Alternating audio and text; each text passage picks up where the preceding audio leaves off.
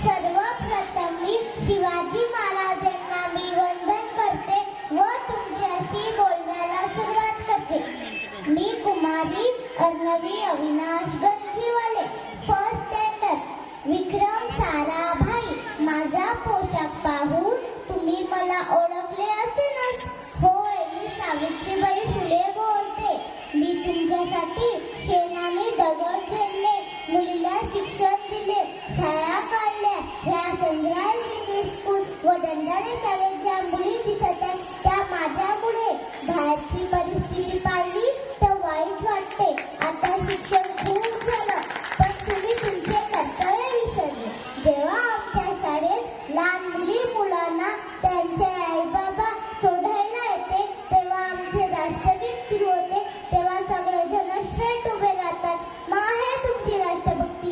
जेव्हा रेल्वे स्टेशनवर रेल्वे यायची असते तेव्हा तुम्ही त्या फाटकातून निघून जाता, उभे नाही राहत. मग कुठे गेली तुमची राष्ट्रभक्ती? मला डीजेवर नाचणारा गावडा नको, शिवचरित्र वाचणारा मावळा पाहिजे. मी मुलांना खास करून सांगेन की बाईकवर स्टंटबाजी नका करू.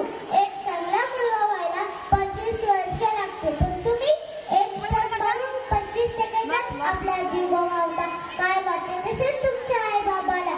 जर चांगला स्टंट मारायचा असेल तर नीरज चोपडासारखा भाला फेका, अभिनव बिंद्रासारखा गोल्ड मेडल आणा. तरच तुमच्यासाठी लोक कौतुकाच्या टाळ्या वाजवतील. तुमच्या शिक्षणाचा उपयोग चांगल्या पद्धतीने करा. मी तुम्हाला एक गोष्ट सांगते. एका कुंभाराकडे एक मातीचा गोळा होता.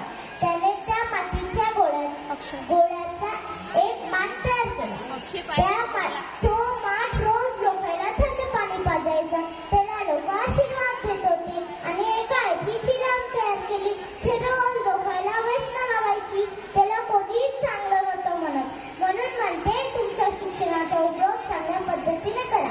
दारू आणि तंबाखू आपल्या शरीराला हानिकारक आहे पण आज तो विकणारा करोडपती झाला. शेतात अन्न पिकवणारा माझा शेतकरी मात्र